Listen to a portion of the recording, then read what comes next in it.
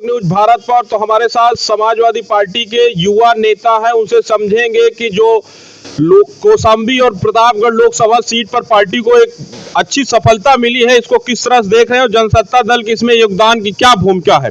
क्या नाम हो भाई साहब? हमारा नाम प्रवीण कुमार है। क्या कहेंगे जो सफलता कौशाम्बी में मिली है? सफलता कौशाम्बी में मिली है, इसमें सबका श्रेय है, सब पार्टी का श्रेय है। पार्टी के कार्यकर्ताओं का है या जनसत्ता दल का है? नहीं, पार्टी के कार्यकर्ताओं का भी है और मान्य जी का भी है। हम दोनों को देखते हैं ताकि अपना वो प्रत्याशी भी नहीं उतारे और चुनाव भी नहीं ले, अपने आप को न्यूट्रल मानते रहे, इसीलिए वो। तो राजा भैया के समर्थन देने से प्रतापगढ़ और कौशाम्बी पे क्या लगता है कि कितना असर हुआ है, या मार्जिन में अंतर हुआ है, या इनके आने के बाद लड़ाई एक तरफा हो गई? आने पर एक तरफा लड़ाई नहीं हुई है। मगर इनके समर्थन के आप जीत रहे थे। हम तो पहले भी जीत रहे थे, लेकिन उनके आने पर कुछ और मार्जिन बढ़ गया। लेकिन कल एक बात कही सपा जिलाध्यक्ष छविनाथ यादव ने, कहा कि इसमें इनका कोई योगदान नहीं है, इतना तो हमारा बेस कोर वोटर ही था, जो अगर इसके ऊपर कुछ वोट बढ़ा हो, इसको लेकर सियासी घमासान मचा हुआ सोशल मीडिया पर। हाँ, ये बात सही है। हम तो मतलब विधानसभा 2022 में भी चुनाव लड़े थे, माननीय समाजवादी पार्टी भी 70,000 वोट पाई थी और उनके पौनी राजा भैया जी 1 लाख वोट पाए थे। और बाबागंज में हम सब लोग पाए थे 51,000 वोट पाए थे। तो जहाँ तक होता है कि 1,20,000 वोट हम सब लोग पाए थे। लमसम हमारा था कोई से वोटर बैग समाजवादी पार्टी और प्लस इंडिया अलायंस गठबंधन कांग्रेस जो जुड़ा है, मतलब इससे भी वोटर हमारा तक बढ़ा हुआ है। लेकिन अब यहाँ सियासी समीकरण बदल रहे हैं।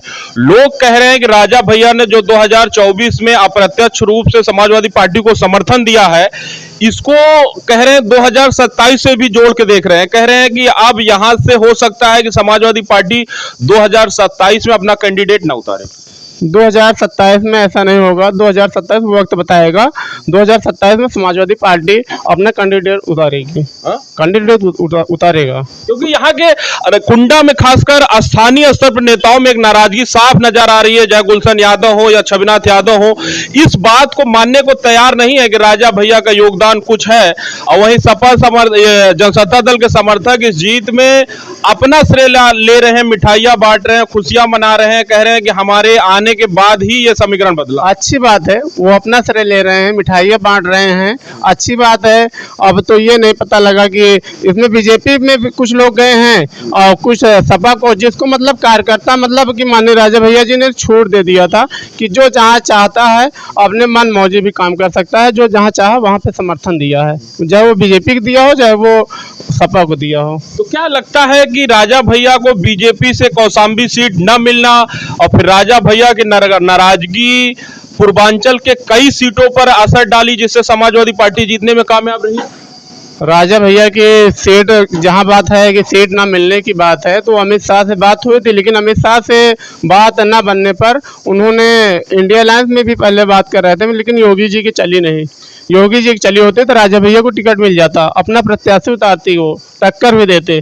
लेकिन यहाँ पे राजा भैया को ना लड़ने की वजह से समाजवादी पार्टी को वोटर बैलेंस बढ़ा हुआ है। नहीं, समर्थक कह रहे हैं कि पूर्वांचल की ज्यादातर सीटों पर जो सपा जीतने में कामयाब हुई है वो राजा की वजह से। ऐसा कुछ नहीं हुआ, पूर्वांचल में एक अलग वो पहचान है। पूर्वांचल में राजा भैया का असर नहीं। कितनी सीटों पर राजा भैया का असर मान रहे हैं? अरे बस एक कौशाम्बी, बस प्रतापगढ़ में। प्रतापगढ़ में कोई असर नहीं। कह रहे हैं कि प्रतापगढ़ में भी हमारे समर्थन से ही जीते हैं शिवपाल पटेल। नहीं, वहाँ पे प्रमोद तिवारी जी का जो मानते हैं, कांग्रेस का समर्थन मानते हैं।